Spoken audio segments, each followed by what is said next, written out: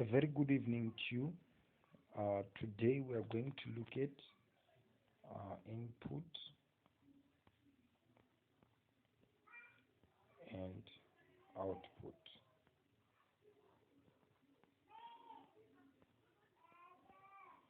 under user interface design. All right.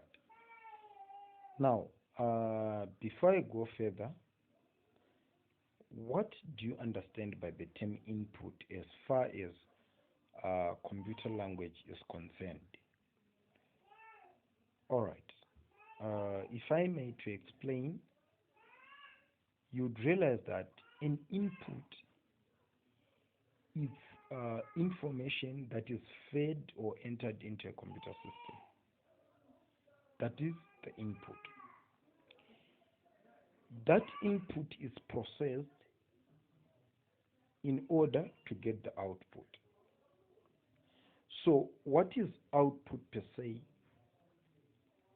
Output is now a reflection of what has been happening inside a computer system. The computer system is now communicating to the user that this input yields this output. I'm sure you're getting what I'm saying. So, input can be in so many forms. Input can be digital, or it can be by the programmer.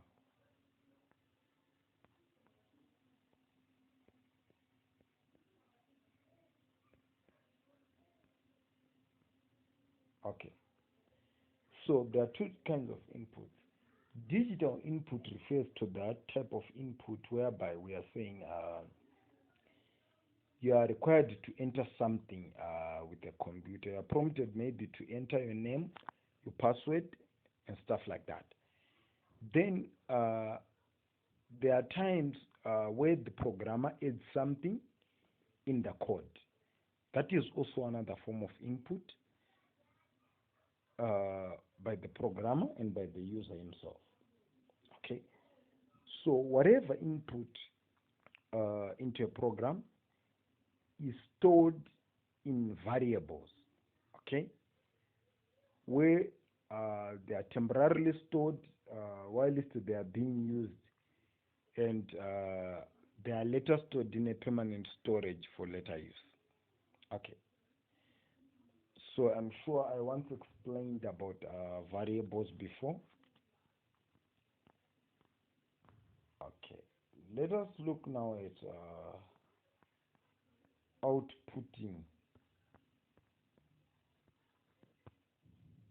data.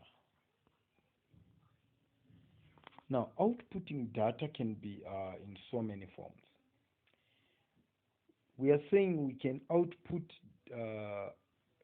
data, maybe on the screen. We can run our code on our compiler, like dev C++, and we see the output on the screen, right? And there's also another scenario. All right, let me write this down. So outputting data can be on screen,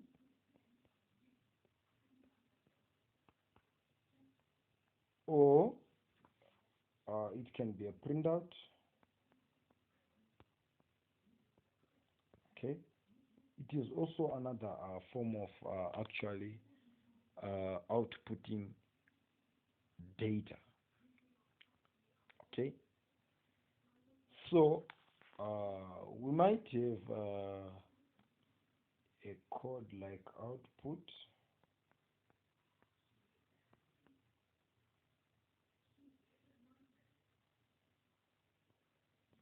enter your name.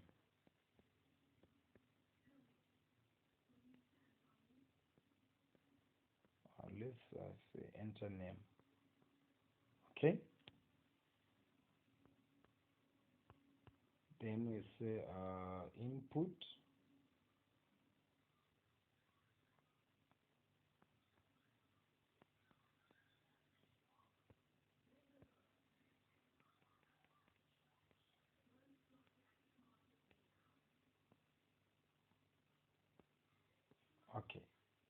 So what are we saying here? We are saying you are required to enter a name, and the name is going to be stored in a variable called input. Okay, and we have yet another output that we see. It says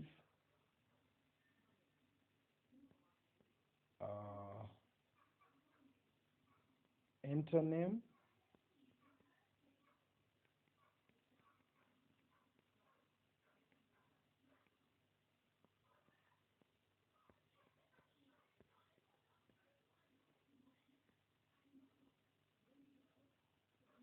enter name, then it says plus name. Now, so we are saying output enter name is prompting us to enter our name, and like I told you, this second statement means that input is the variable where the name is going to be stored.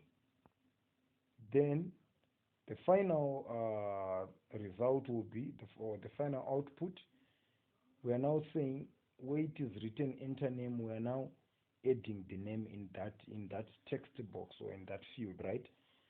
So the fact that we are now joining enter name and name, that concept is called concatenation.